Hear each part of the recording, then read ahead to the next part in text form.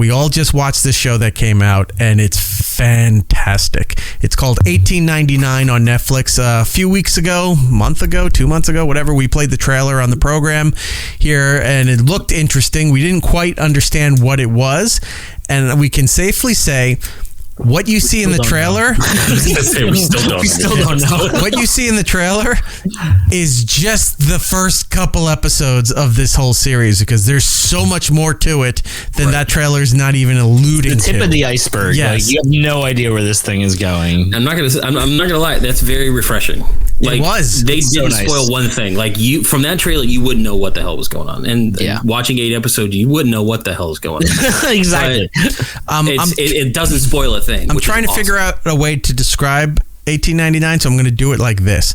It's like if you took the movie, one of my favorite movies, and we've talked about this a long time, Cube. If you took Cube, if you took the series Lost, and what else did it? Was Cube? Black it was Mirror. Lost. It was Cube, Lost, definitely Cabin in the Woods. Cabin in the Woods, a little bit there, and all these properties, and then you put it on the Titanic. And then that's what this show is. So if that's making sense to you in a way, you'll be like, this sounds really weird. It's worth your time. If you have no idea what we're talking about, we kind of don't either. It's still worth your time if you go over to Netflix right now and watch 1899. Not the 1800 series that's part of Yellowstone. That's totally different. This is a sci-fi thing. It's a little bit of Westworld in there too. Yeah. Like it's got a Westworld It's a lot concept. of everything. They pulled from a lot of different concepts for this show, and it all kind of works together. And it's a very interesting thing, because you like you said, you'll see things be like, oh, that's similar to this, that's similar to this. Like, there's just lots of different things happening, right? As I'm watching really poke at a lot of tropes. Yeah, and as I'm watching it, I'm bouncing ideas off Giddles, who somehow, I started the episodes before him, and then I'm starting episode 3 and he's already on episode 7, so he binge watched the entirety. Yeah. And I'm bouncing ideas off him, like, hey, what's going on here? This could be this could be this, right? And he's just like, you got to keep watching it. And I'm just like, it made me feel like that first season of Lost, where it's like, what the hell is going on? I have so many questions. 1 or 2 might get answered, and then 35 more come up. This is like the perfect Twin Peaks water cooler show. You know, you want to talk about every episode immediately with people. You're like, did you see that? Like, what the fuck is happening on this show? Because you're intrigued, but you're confused. It is amazing, because the show came out right after we finished the last episode. We just got off the radio, and Giddles go, I'm going to go start 1899. Because I had the next day off. So I was just relaxing. I had a night of editing, so I said, I'm saving it for the weekend. I can't watch it tonight. And then later that night, he's like, this show he's like, I don't know what's going on here, but it seems awesome. The next day, he was only on episode 4 or 5, and he goes, this show is, you have to watch this show. Did you start it yet? No, I didn't start it yet. Jordan had already been, I don't know where he was. I think I got through 2 episodes, but I watched the first 7 straight. Like, I put them on and just watched them back to back, 7 hours. I was cooking in my kitchen, just watching. Yeah, and he's messaging me as he goes, and he goes, oh my God, this show is actually really cool. I'm on episode 3. I'm like, I'm working. I can't focus. Okay, so this show is very multicultural, where some of it's in English, some of it's in German, some of it has, Chinese, and so it's subtitled. So I can't sit there like while I'm working at my desk and have it on and just kind of soak it in. I have to be watching it. This is I couldn't binge watch it. Did I not watch it the right way? I had the subtitles, but I also he was had guessing the dialogue. No, yeah, I was trying to piece it all together. I wondered it makes sense to him. No, I guess the settings were, because I just hit play. I didn't touch anything else. It had English. It was all in English, and it had the English subtitles on the bottom. Oh, so no. Did you not hear the other language? No, I watched it, and every language was in their own language. So it would have the subtitles be like in Danish, in Norwegian. I remember reading a little bit about this show where I saw that the whole cast is from all over the world. They're all like, these 2 people would be from Denmark. These are from Germany. This is from Finland. These 2 are from Hong Kong. Like, it was all these different places, and they all got to speak in their native language. Like, they didn't have to learn a language to communicate with each other.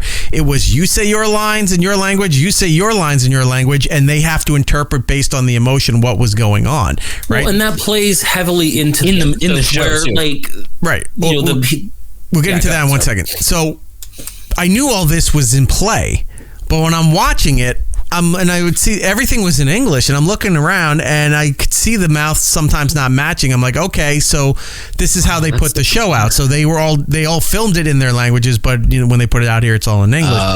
That sucks. I'm sorry you watched it that way. No, it's not. I'm going to say it actually wasn't bad. I've watched Squid Game in English and the subtitles, and what I saw in the subtitles was way different than the English dub that they did for it. The English dub was a fucking train wreck for Squid Games. The subtitles were really telling the story better than, oh my God, I can't believe you do it. Like they would be over the top. But for this show here, none of the dialogue was over the top. None of it seemed out of place. The English translation, I mean, that was playing wasn't over the top, wasn't out of place. It all seemed to fit, and it was matching pretty much exactly what the subtitles were. And so I thought that was going at the same time. Yeah, both going at the same time. Because sometimes I would look over, I'd be watching it, and I'd see the subtitles, and maybe just a word didn't translate exactly into the subtitle. Because sometimes in other languages, they're not words for certain English terms. But that's also because like all those languages come from the same base language, whereas like Korean is not the same as like translating into English. No, so but there's going to be a bigger Norway, Finland's, all that, they're all Germanic and Latin based in a lot of things. But the Asian languages are rooted in something completely different, so that there's no ties to any of that. But the way they did, I guess this was an accidental find. The English dubbing for the series is fine. It's good. You can watch it with the English dubbing. It didn't take away, it didn't detract like Squid Games or Alice in Borderland and those kind of things where it's just over the top and stupid. It fit the tone of the dialogue they were saying. It was almost exactly what the subtitles were. So I think I accidentally watched it that way, and it worked. It wasn't detracting at all. I feel like the different languages played like a character in this show. Because, 100%. You've got the crew is all German, and then you got like the English characters, and then you got the Chinese, and then you've got the French, and then you've got there's parts in here where they're talking and going, what are they saying? What are they saying? We don't understand what they're doing, and everyone's kind of have to piece together the intention and what the scene needs. Right.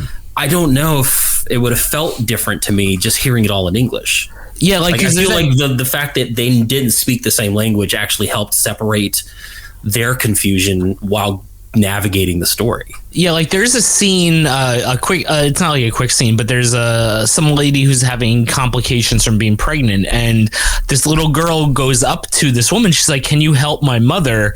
And she just responds, "I don't know what you're saying. I don't speak your language." And I thought that was like really interesting because that happens constantly throughout the show. As people just being like, "I have no idea what you're saying." And like Jordan said, they're constantly asking people, "What did that person say? What did that person say?" There's like maybe 3 or 4 characters on the show who are kind of multilingual. Like there's the one woman who's kind of like the pimp of the Asian woman, and she speaks multiple languages. Wasn't that her mom or something?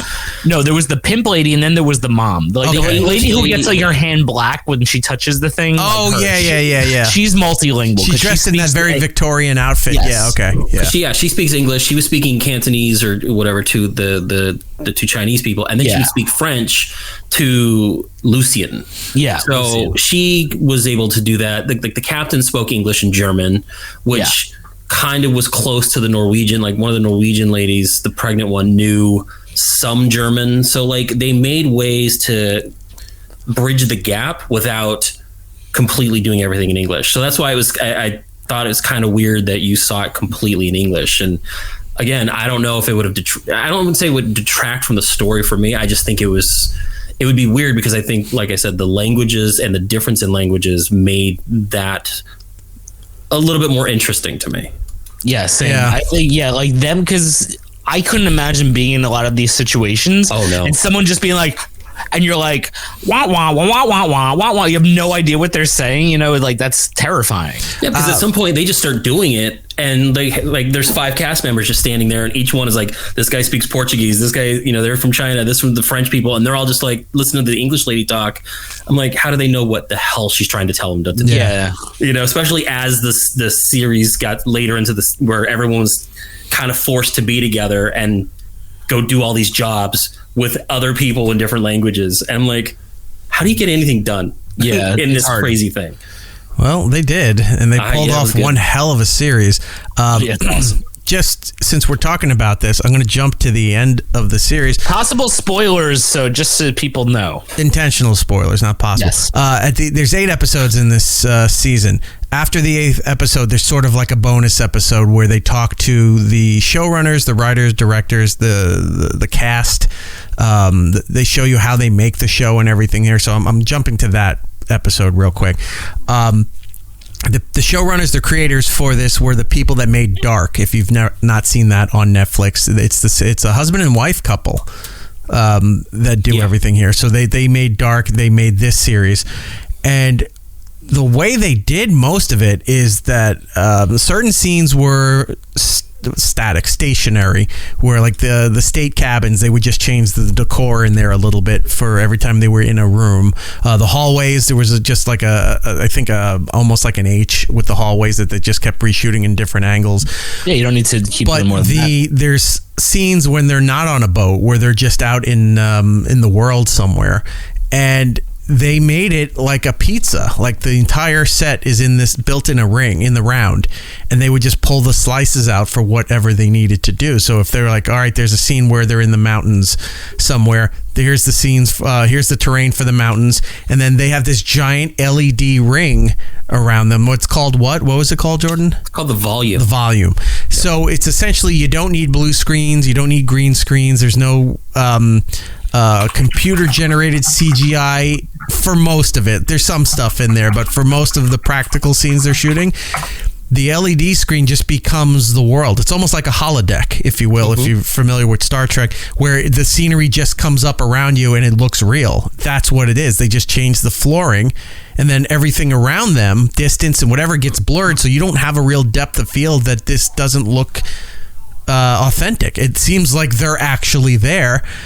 With the way this thing was built. And then when they got to change from like the mountain scene to a desert area, they just pull the ring apart, they pull all the slices out in the parking lot, they bring the other slices in, and it takes 10 minutes to change scenes, as opposed to resetting the computers and then moving new practical sets in there, or shooting on location in all those spots. That too. So they were able to crank this out so fast and so efficient.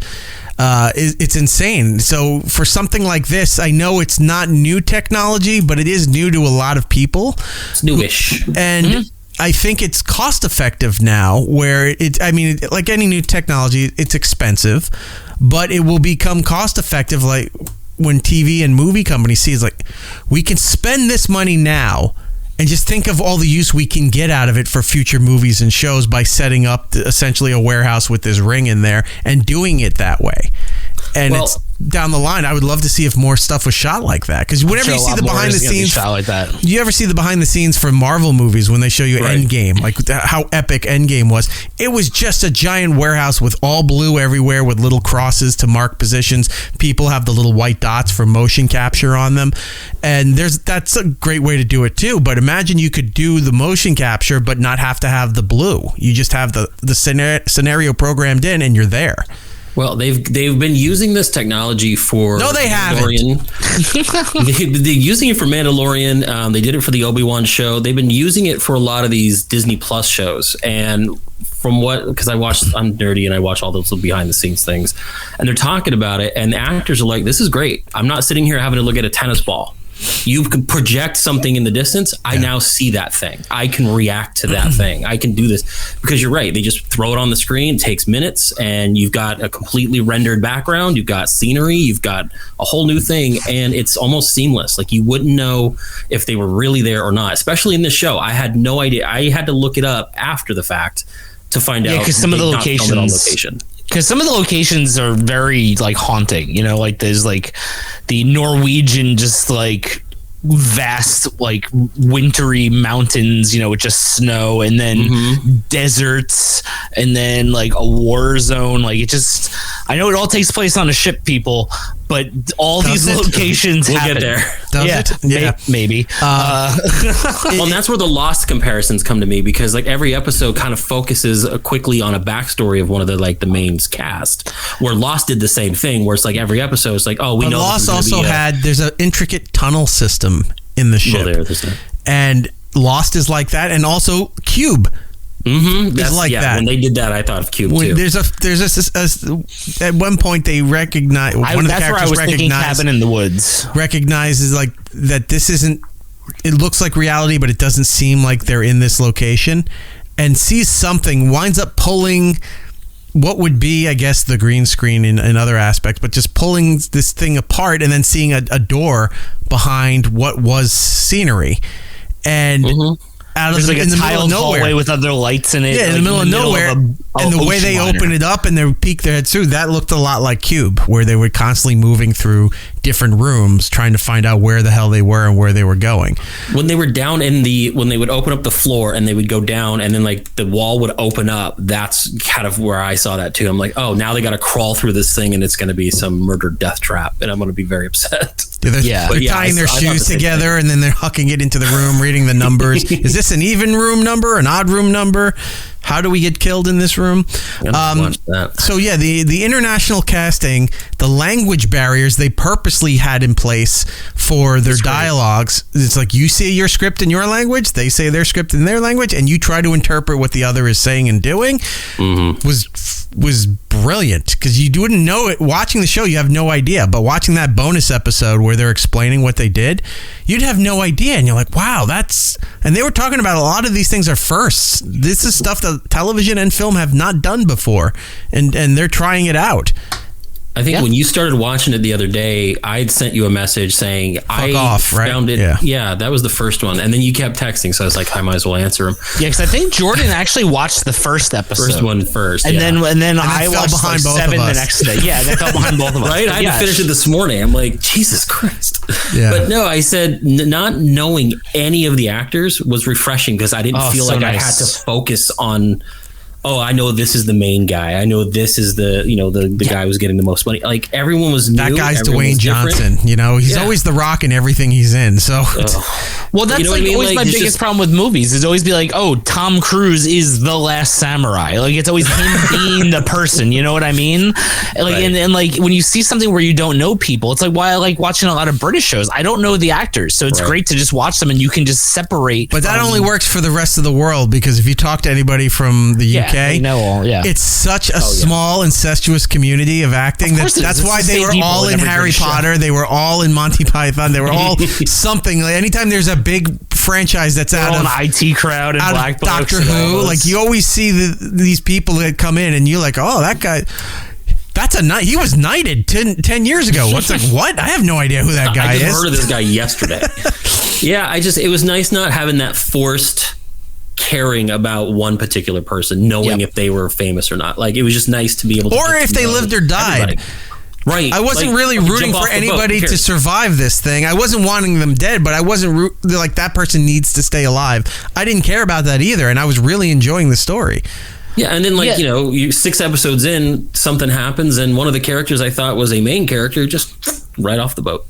Right. Like, oh, okay. By the way, they love to kill people it down to in this show. God. There's no reservations or moralities about killing a person. They're like, the first death, I think, is a little girl. It's like, it's like, look, we can either go over here and try to salvage some of this stuff, or if we just throw that guy off overboard, that might solve our problem. And then the next thing you know, cutscene, he's going overboard. Like, there's none of that. There's no humanity here. But you're also making it sound like it happened a lot more than it does happen. It only happened like a handful of times. Like, it didn't really happen that much. There was a time where a certain sound was going off that may have also been ripped off in Black Panther, and then that's different. The sound is different than the people when they get in the mob mentality and start physically. I want to point out it's very different. There's a sound that goes off that triggers most of the people on this boat. And I'll compare it to the scene where I got in trouble for laughing, where everybody was falling off the ship in Titanic. It was sort of along the same lines there. And then they did a wide shot, which I was trying in this series to also not to laugh. Shot. Yeah, when they did the wide shot, or when they did the stateroom. And it looks like it's such an old trope where they did it in Monty Python. They did it in IT Crowd. You know, when the original boss just up and outs the window, and then you just see people in the other office just seeing the body going past. They did those shots. I was laughing. It was supposed to be horrible, but I was laughing. Because the French girl is below deck, and she's like, "Oh, a person just flew out the window." Yeah, she goes, "I think that was a body," and like you just see people falling. And then thousands of people. Here's a genius shot that they did. It was all in one motion. Then they moved. It was her, and then there was a guy in the room, and they were talking about, "Oh my God, and he looked and he said something's wrong." Then they kind of in the same shot just kind of moved the shot away where you're seeing the guy and the girl talk. Meanwhile, that's still going on, and you just see the shadow of the lighting in the room as people are still falling past the window, and they don't acknowledge it anymore. They're having their dialogue, but in the room, you're just seeing the shadows as people keep falling down past the daylight. I gotta say, talking about it is more comical now that I've already watched it. But and you know, I don't think I was thinking it was as funny. Like I'm like, oh my God, how are they gonna stop this? Like I kept wondering, like, how is this gonna end? There's literally hundreds of people jumping. It wasn't like one person got it and they stopped the thing. These are tons of people just flopping right off and not even jumping off, like get to the rail and then they just like limp right under the water.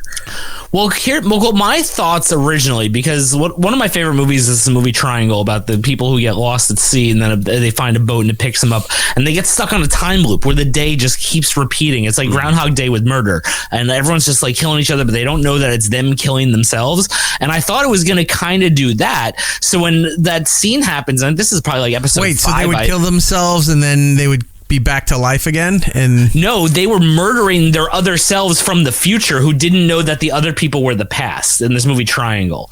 So like there was this boat that was at sea. Is that a movie I should watch? Yeah, it's really good. I just wrote it down. I'm gonna try it. It's fucking awesome. I'm gonna watch that. I mean, that's a major spoiler what I just said, but you find out in the first like 20 minutes or so. But yeah, and that's what happens, and it's just them trying to figure out what the fuck is happening on this ship, because they find the ship, don't know that it's future them's already on the ship. They think it's other people boarding. It's this crazy mind bender. So I thought that's what was happening, because the first ship, the Prometheus, was empty.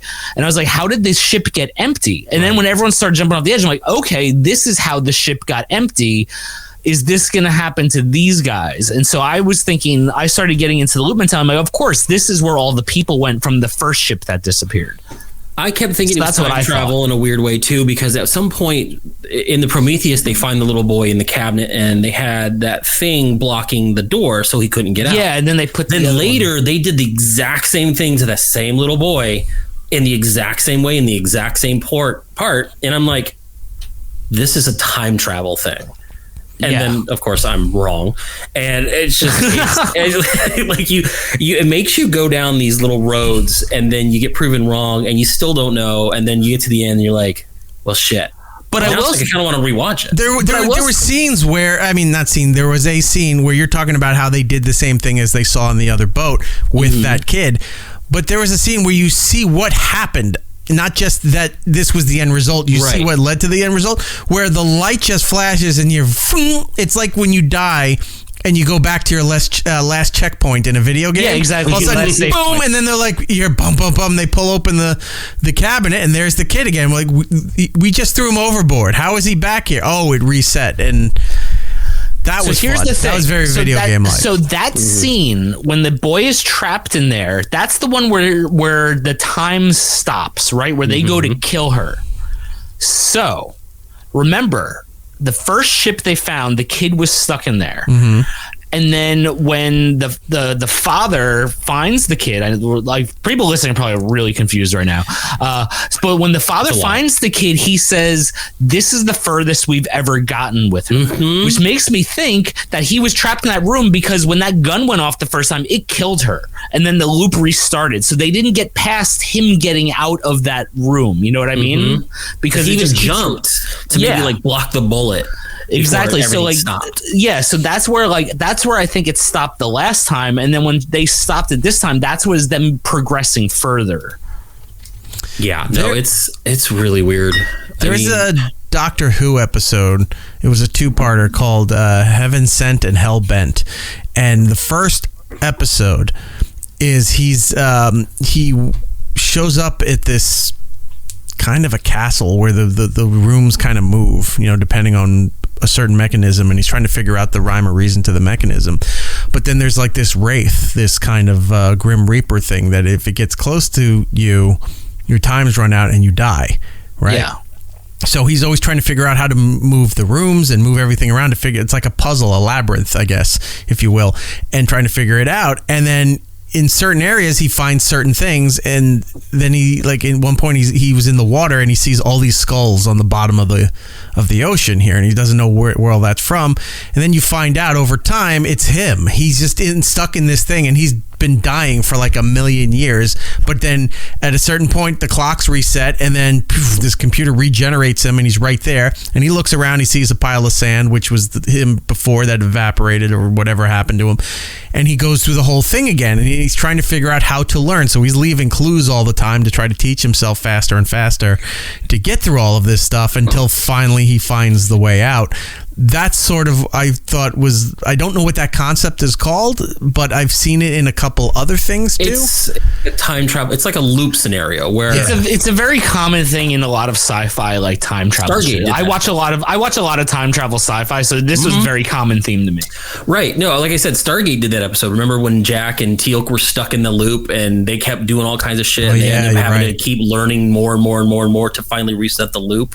It's the same thing. Like, they made a game of it called Death Loop. Like, it's that you do certain things, you're going to die, but each time you learn a little bit more just to push it just slightly further. And that's what this show kind of felt at a certain point, where it's like they've been doing this so much. Then they got to that point where, we've gotten past where we can't seem to get past. Now what? Yeah. How do we go from here? Right. Yeah, no, the show's trippy, and there's a lot of concepts that happen in this show, and then the end comes in, it's fucking bonkers. But like, there's a lot that happens in this show. But the best part is, like we keep saying, it just keeps you gussing. Mm-hmm. Like every episode, even the ending keeps you guessing. Yeah, the ending really keeps you guessing. But like even each episode, like I don't know if you noticed, has the very similar cold open of a little bit of somebody's backstory, and then them just like waking up and gasping to wake up. So I feel like they're getting reset. Like they're getting like a download of memory, and then it's like, start your day. You know what I mean? Like, there's the one guy in the show there that you find out his relation to one of the characters, that he has a little handheld thing that the other people don't, and he knows about some mechanisms in the ship that they thought just didn't work. It's one of those little puzzles where you have to move it to find. Yeah, he's doing all that stuff, so he's in on this simulation story, whatever's going on here, and he's trying to figure it out. And he always says, once they introduce him and they talk to him a little bit more, he's like, I'm trying to deactivate this before it resets, and we got to go through all this all over again, because they're all trapped in this loop. Yep, the memories are wiped. They go start it all over again. I gotta say, one of my favorite scenes, just the concept of it, was when you learn about the loop and then it has to reset. Everything up to that point before it resets essentially gets archived. It's like you saved your game at this point, and then you left it, you put it into a hard drive or something, and then you never continued past that point. I loved how they archived it. Yes, this is a very big spoiler. So that the ocean just turns into a giant whirlpool, and the ship goes down into this whirlpool, and then the ocean closes up. And then on the other end, the whirlpool opens up, and the ship's just spinning like it's almost like counterclockwise, like you're in the it's coming out hemisphere. Of a whirlpool. Yeah, you're going this way up, and it comes up there, and then the ocean seals, and you're there. But the way that it's archived is that the ships are just sitting next to each other in a junkyard on the ocean. And I thought that was pretty awesome. I was like, because then that shows realize how many times they've been through this loop. Right. Like, how long has this actually been going? Because, like, you think the story is about the Prometheus and the Cerberus, but then you see that archive and it's vast. And it's all these ships, and you're like, do they all have different names? Are they different versions of the Prometheus and the Cerberus? Or or what's going on. Like, what version are we on? How long has this been going? I assumed each one of those ships was a copy of the same ship that they were just on that failed. Okay. I don't think anything like very different happened on each one of those ships. I just think that each one of those ships, like we were saying in the video game, or each time you progress, each one of those was that last time. But it's all the same ship and the same people still happening. I have some like theories. It is, because in the archive was not the Prometheus. The Prometheus stays on the game board, while the other ship, what was the other ship called that they're on? The Carabas. The Carabas is the one that gets archived. The Prometheus is still up there on the game board in the main ocean scenes. That ship never moves, does anything. Like they tried towing it for a little bit, and then that failed. It disappears at one point. They were towing it, and the guy with the little puzzle decides to make it blip out, and he archived it. So he ends up sending the captain to the Prometheus in the archive. So when they finally archive the Carabas, that's why they see him and he's over there, and then that's when they get all back together. Yeah. At one point I'm watching, I think it was episode 2, and the guy, the husband, the guy who's kind of knows what's going on, comes over from the other ship and he crawls over, and then the little girl dies. At one point I'm thinking, is this a vampire? Is he a vampire? Are these vampires? Is the little boy a vampire and he's a vampire and they're just killing people on ships? And I even said that to Giddles, and he goes, just keep watching. And I'm like, fuck. Like, I just kept guessing new things every time, because he's very like just creepy, always there, comes up mysteriously. Well, also how he gets on the ship. Like he just climbs, like he just climbs onto the ship. You're like, who is this dude who just like literally halfway through the trip just climbs onto the ship soaking wet and is like, yep, this is my room right next to yours. Like it's just, and it's so much chaos going on that they don't know he's not part of anything. Like they just assume, because and there's not even that much chaos going on at that point yet either. No. It's more of just like the chaos because they diverted the ship. You know what I mean? Like that was the chaos, but like it wasn't even the chaos that happens 2 episodes later. But it was like that point where I started really thinking time travel, because I was like, well, this guy looks like the kid. Like, is this guy the kid? I thought he was the and kid. I thought he was a grown-up in the future, and he's like trying to like, and I thought that wrong. Like it's just everything you think is wrong. Yeah, right. And and here's the thing about this show, in a bad way. Yeah, it's still fun. The less sense what's happening in the show, the more sense it makes to you as a viewer, if that makes any sense. Because like as things start to break down on the show, they start explaining more, so it just, you understand the chaos that you're thrown into. I mean, even in the last episode, but then you don't. The main guy talking to the kid about your mind and structure and what you perceive as reality, and then the show ends, and you're sitting there going, he just made this big speech. Is the end really the end? Mm-hmm. Is this just another layer of something? And it again, I kind of want to rewatch it. There was one little thing that I really did like, where the main guy was trying to reroute the computer system inside the boat, and the other guy from the steerage comes over and he goes, hey, what are you doing? He's talking to him. He pulls out a flashlight, like a mag light. Yeah, and the guy goes, hey, what's that? And I'm like, that's a fucking cool little detail. Yeah, I love that. He pulls out like something that wouldn't belong in 1899, and the guy was like, wait, what is that? And he's just like, shut up, trying to reroute. Yeah, not looking at the crazy electrical gears. Like, yeah, not looking at the crazy computer thing behind the wall. The mag light you buy like at Ace Hardware. Well, that's like, to me, that's like that video that goes online. It's just like, is this man a time traveler in the 1800s? Because he's like sitting like this in a video, and it looks like he's on a cell phone. Do you know that got posted today? I saw that. Was it the Post or something that said Facebook's all abuzz about this? No, this guy with the phone. That photo. I think it comes out like every couple years for like at least. When was people regularly using the internet? 99 around there, 2000, where you had like the alt boards and message board and things like that. Yeah. So since 23 years ago, that has continuously been a story. That photo with the guy holding something like this, and everyone swears that it's a cell phone. The way they posted that today, because I guess it was a slow news day today, but like Facebook is a buzz. And I looked at this and I remember talking about this on O&A several times. Every time this came out, we kept saying this story again. Yeah. It's showing up like it's brand new. They keep trying to make this into something. They're trying to make it the time travel thing. No, let me see something from the 1600s where the Amishes are plowing a field and somebody's driving a car through the cornfield, and then you go, well, is this time travel? It's like, well, that is a Honda Accord. I guess it is. Like watching one of these like Braveheart, where you're watching a big battle scene and you see like a Honda Civic driving in the background. Yeah, Braveheart. Like Braveheart, they're running down to the battlefield and everything, and then a helicopter comes zooming by, and you're like, okay, yeah, time travel's happening. Like, something's going on. Exactly. A couple of things. One, you're talking about the kid. The way that kid was dressed kept reminding me of something. I couldn't piece it. Was it Damien? A little vampire kid. He's very Damien. No, very 100%. It was Damien. Okay, that outfit, right? Because he looked like there's times where, because they grayed his skin, you could tell they paled him out a bit, right? And made his hair. Which, with the possible reveal, whether it's true or not, it kind of makes sense. Right. But I'm just saying, when you see the kid for the most part, you can tell they ashed his skin a little bit. Like they made him more gray. He looks zombie-ish. Like he might be like a living dead kind of thing. He looks like Lewis Black. His skin is just gray. Right. But the way the outfit is, he looks like he was, it kind of reminded me, like every time they'd cut him, he looked a little like the girl from the Orphan poster, or the kid from when they, from Insidious when he was on the poster. He doesn't smile once in the whole show. He's just like this. But the way the hair is cut and everything out there made him look like a horror movie poster. I was trying to figure out where that look originated from, and I guess Giddles did confirm it. It was like a Damien look from The Omen. That was the one thing. The other thing is the Prometheus.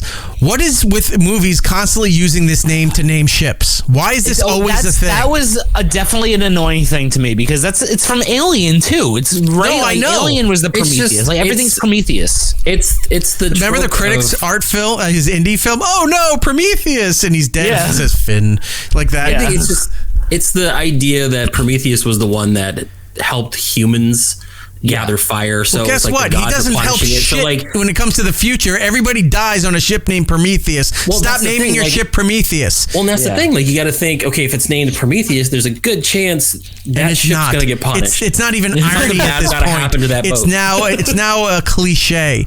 It's like, oh, you're going up on the Prometheus. It's like naming your ship Challenger now. It's like, all right, we know good things are not happening on this voyage. Let's not do. Look, there's a reason why they keep using Enterprise, because the Enterprise prevails.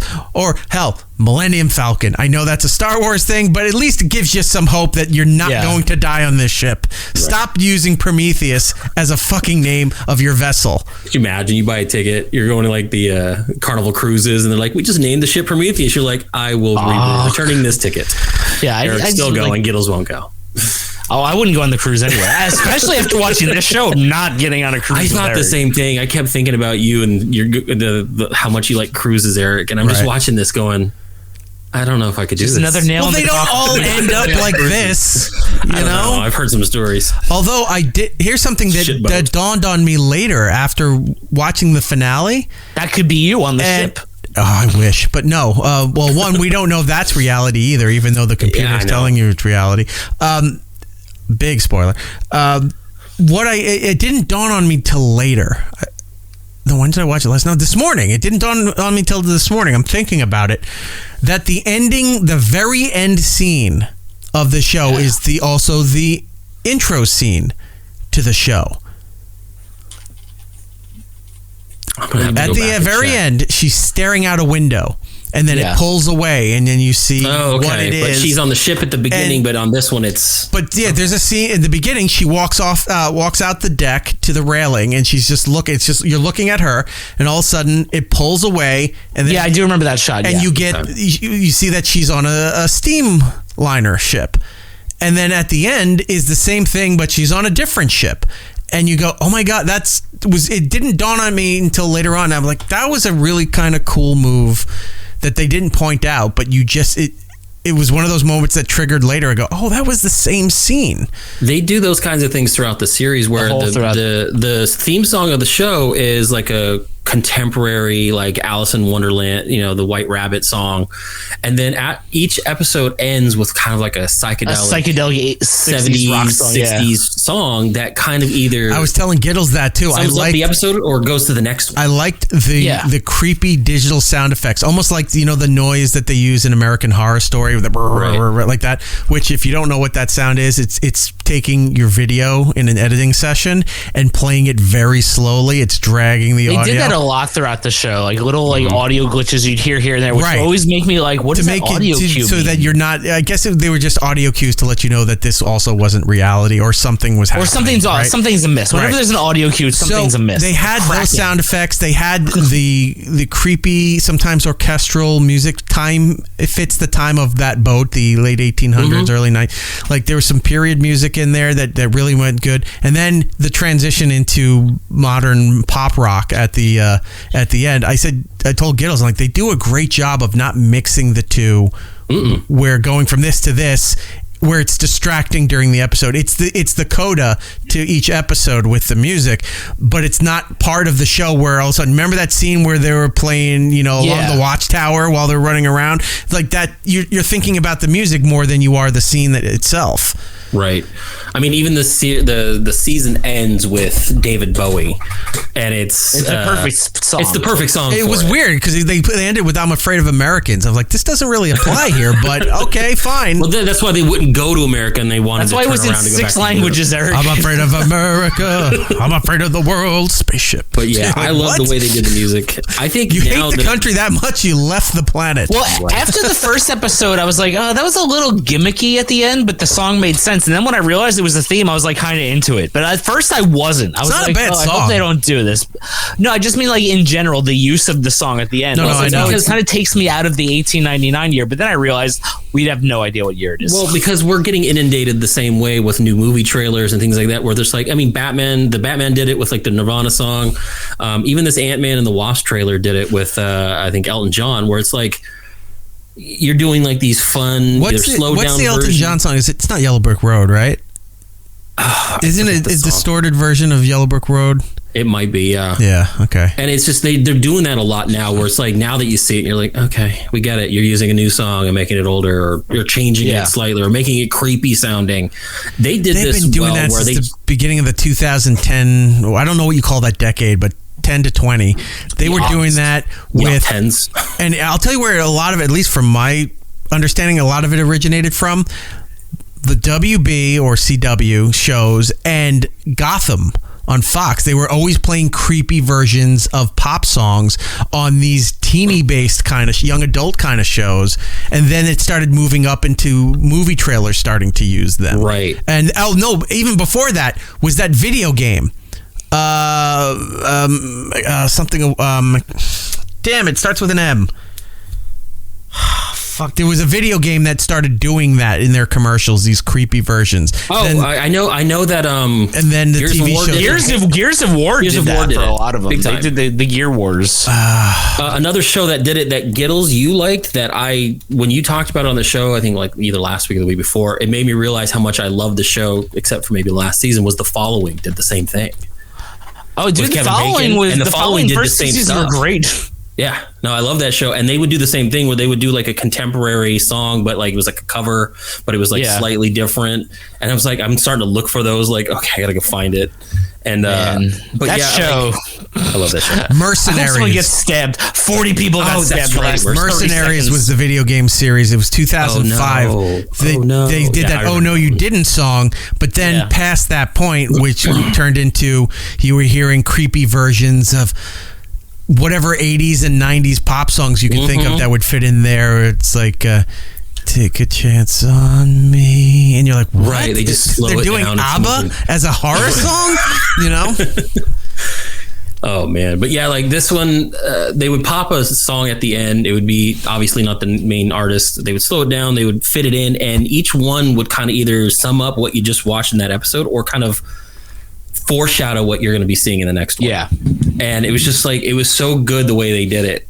I mean, because you're right. At the first time when it ended, I was like, okay, I get it. They did the theme song is one thing. You bookended it with another. I'm okay. And then you're right. As it progressed, you're like, all right, this fits better than I originally rolled my eyes at.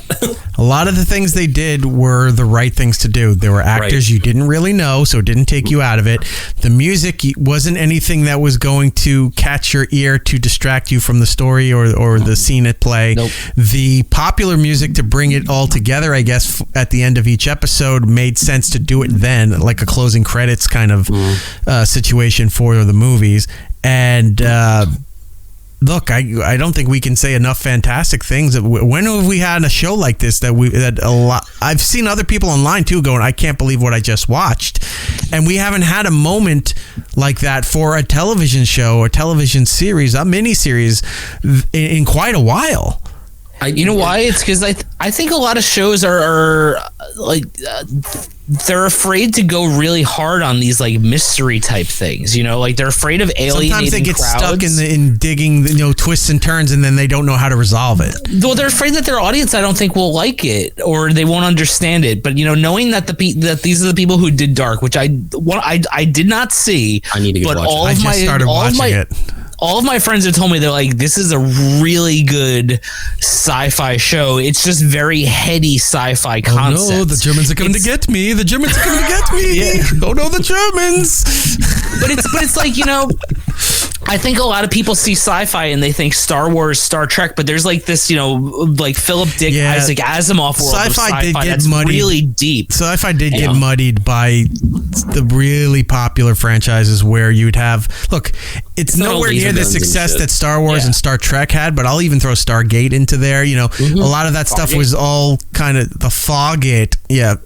A lot of those sci-fi series tend to muddy the waters as far as what you think sci-fi is. It's not just everything's happening in space, even though a lot of it is comedy. I was going to say, where does this end up at the end of the season? Yeah, but a lot of it is comedy and adventure, but Back to the Future is also a sci-fi movie, considering what it goes through with time travel and science and all that. Science fiction, people. The science part counts. But this show also goes big into like sci-fi philosophy too, and psychology. They're going into psychology. They're talking about when they're first they're first figuring out what's happening, and they cut to her father, and he's talking. He's just like, every time holding on to their emotions, and their emotions are what's killing them, and like they don't see it, and every single time. So you're like, why is this guy doing this to them? And then the ending, you're like, was any of this even happening? But I think like that was a big thing. They go into Plato's cave allegory about like, do we know what reality is? Like, who created the creators? That type thing, And they did talk about, so this is all God's doing. Well, then wait, so we're existing in God's world. Who made God? And then so they say that in the show, like it's very meta. They go into it. Yeah, it'll be infinite because it's like, hey, if we're just dolls and this is the dollhouse that we live in, God is the one controlling the dolls. Who made him? And exactly, and even says forever. It's an infinite question. And that's why when you see the end of this season, you watch 8 episodes and at the end it finally ends, you're like, is this real? Yeah. Is this going to be another red herring? Are we going to see some other version of something else? Where are they going to go? And now I want another episode. And to put it in perspective, this just came out late Thursday night, Friday. We're doing this on Sunday. This is going to air Thursday. We all watched 8 episodes within a day. Like we just binged everything. One of the most bingeable shows I've watched in a very long time because I was up till 3:30 last night and I had to watch. The only reason I didn't finish episode 8 last night is like I have to go to bed and wake up at a normal hour at some point. Well, that's your fault. So I got up this morning and watched episode 8. I couldn't wait to watch it. Because this show really, like, it's the first show since Breaking Bad, I think, where every single episode cliffhanger, you're like, fuck, I have to put on the next episode immediately. Just let it run. It's just let it run. And that's how, like I said, I got through 7 episodes because, the last 2 minutes, you'll be like, why is everyone on this ship doing this? And then the camera pulls out and you see 8 monitors watching everybody. And the show's called 1899. You're like, I have to keep watching. And then you just keep watching. And then the next episode, the guy's like, boop, boop, boop. And the boat just fucking disappears. You're like, all right, I'm sold. I'm in. I'm in for the long haul. Like, Gittles is messaging me on Friday. He's like, okay, I'm starting episode 3. And then like 2 hours later, he goes, dude, the end of episode 5 is going to fuck with you. I'm like, how the fuck are you watching all these episodes so quickly? Yeah, because I just went through it fast. I had work Thursday night. I couldn't do it. So I said, look, I have to wait till the weekend. And then when the weekend hit, I just went through everything till I was so tired that I went to bed and then continued it the next day. Yep. At one point, I thought, going back into the story, a very minor detail, but at one point when they find the other ship and then the compasses and all the electronics are going crazy. Well, not electronics, but the mechanisms are going crazy on this. So the way the poster looks for this, some of the trailer, the artwork, you're thinking, oh, they're in the Bermuda Triangle. This is a Bermuda Triangle thing. And no, has nothing to do with the Bermuda Not even Triangle. remotely close to the Bermuda Triangle. Like Bermuda Triangle's down near Bermuda in the the Caribbean. This takes place probably between like Ireland and like Greenland. I'm picturing that this was like the Titanic run. Like this was like on that same path. Because you have to go up and then over and then down. And it's the same way when you do a flight path. You can't go across the Atlantic. It's just too vast. You have to go up and around. And yeah, it's, I don't know. It's crazy because at one point you think someone is a bad guy and then he's not, but then he is. When the guy opens up the panel and then starts putting in these triangle things, I'm like, the fuck is that shit? That reminded me of Lost. That was the guy who had to do the machine to keep the number before it blew up. Yeah.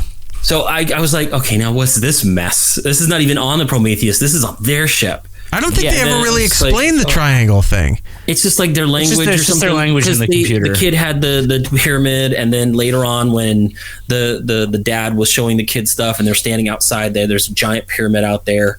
It has something to do with that, but again, these are questions that have not been answered.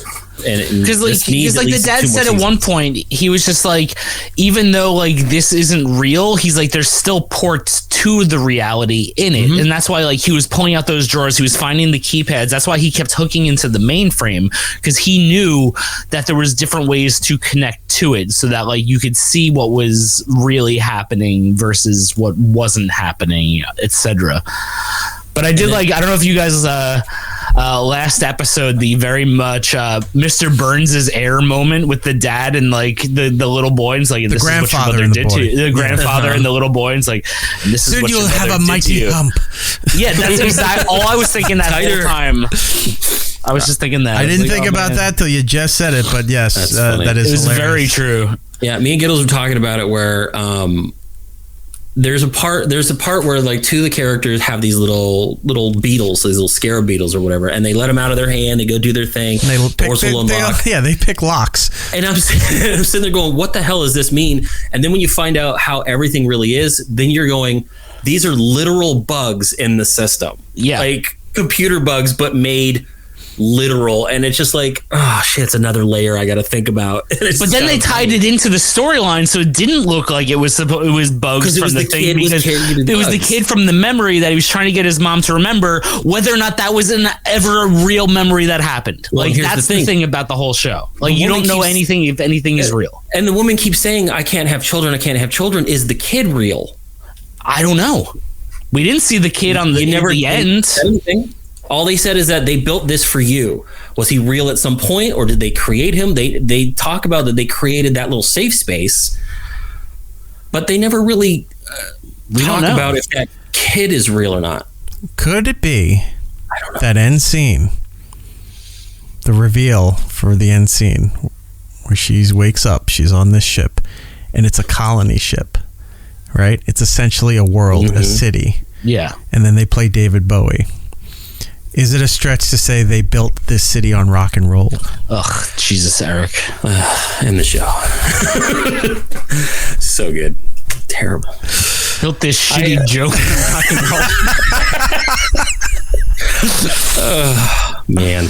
All right, final thoughts, because I have one, so we'll go around the room. Giddles, final thoughts on 1899. Honestly, final thoughts is I loved every minute of it. I really enjoyed all the characters and the different storylines and how everything kind of tied together, and then how everything fell apart and then sort of retied together again at the end. I have a lot of theories going into season 2. I think that things happening. That's all I'm going to say. Okay. But no, I think there's more going on with the simulation, and the reason why everything was bleeding into everything is because everyone's brains are just kind of being fucked with on this colony ship right now. And I think everyone's memories are being fed into everyone else's memories, and that's why everything is kind of blinking back and forth type situation. That's my theory. Whether or not it's true, right? We don't know. But yeah, I really enjoyed the show. It was a breath of fresh air, even though there was a lot of topics I've seen before, just done in a different way. And it was really fun. Yeah, I can't recommend it enough, because nothing that you can't talk about in the show for hours, because there's so much shit that happens in every episode that you can dive deep into like one scene, and you can be like, oh, this one scene where Lucien's having this flashback where he's like in a war and he gets this medallion, like how does this medallion get on the shit? And like you can just think about that shit forever, you know. There's just crazy different or everyone's got a letter. Yeah, how that triangle is the symbol of the ship company, but that's on everything. Like even down to the geisha's kimono had the woman had symbol. The earrings with the triangle. Yeah, the kid's tattoo, like that triangle. The wallpaper. I watch it just to point out every time I see it, because now everywhere. After about an episode or two, I was looking for it. Yeah, and I think there was a point where they were just like, oh, like the key's got to unlock something. Like, I wonder what it is. And it's like everything is a fucking pyramid, and the whole time you're like, I wonder what it is. I wonder. Yeah, Jordan, final thoughts. I found it a breath of fresh air to finally have something to watch that doesn't think I'm stupid. Yes, like to it actually says, you know what? Feed you anything. It doesn't. It doesn't spoon feed you. It doesn't dumb it down for the audience. It says this is what this is. Either you understand it or you don't. Or you got to go read up online and do some homework and figure out. And even then, I don't mind doing the homework, because then I find it even more fascinating. I mean, Gobble said himself, he was looking into the names of the ships and going down that rabbit hole after episode 4 and 5, and it's like. After episode 1, I was down that wormhole, because I was like, that boat's called Prometheus. This one's called Kerberos, which I know means Cerberus. And then I went down a wormhole and I found out that Kerberos is actually a new operating system that works between clients, and they have to be friendly clients. Otherwise, the systems don't work. And then I was like, oh no. And then I started going down the bug wormhole. And then I feel like Charlie in the sunny Philadelphia with all the ropes, you know, like yeah. But I like how it didn't. It didn't. You're talking like the murder boards or whatever the old detectives would use, tie the yarn from this guy, literally, to that boss. It. Yeah, but yeah, I like that. I like that. I have a ton of questions. I got answers to some, but not a lot yet, and it gives me enough to want another season, be excited for another season, and. I'm glad I wasn't able to guess everything.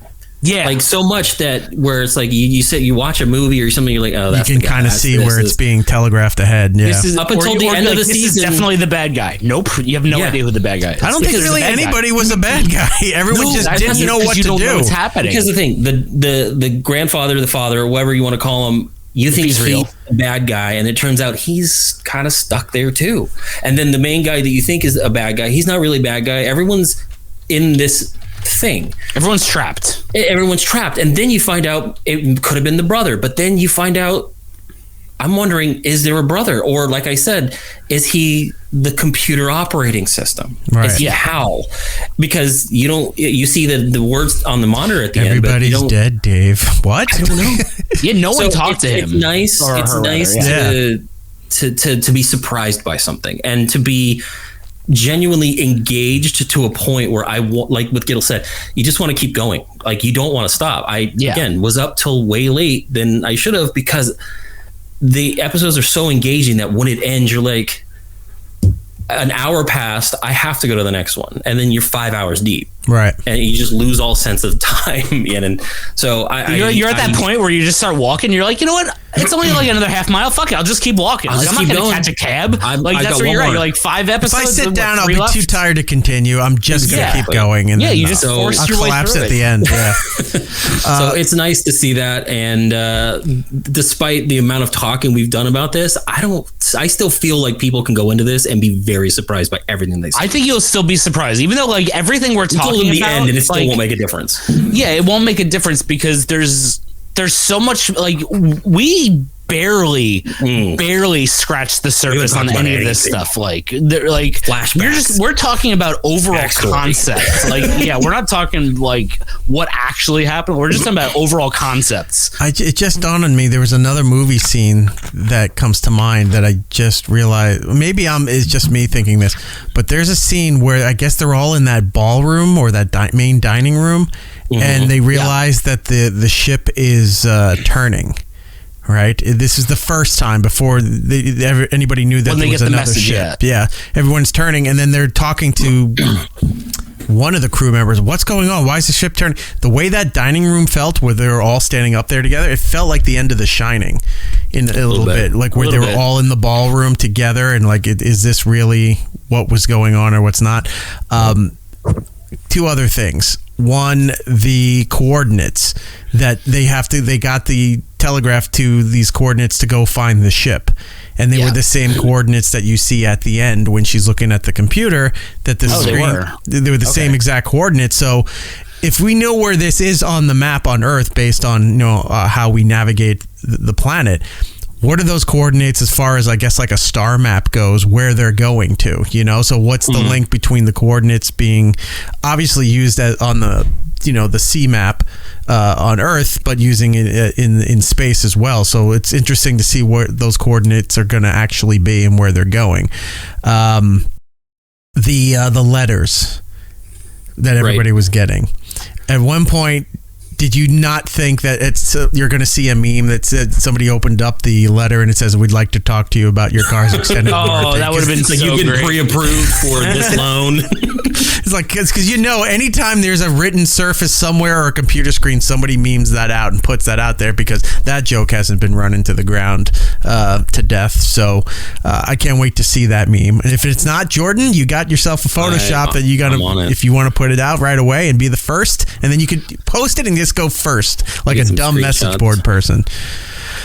All right, everybody, enjoy 1899, available now on Netflix. So if you're looking for something this Thanksgiving weekend to binge, to sink your teeth into, this is definitely a program that all three of us here could not recommend enough.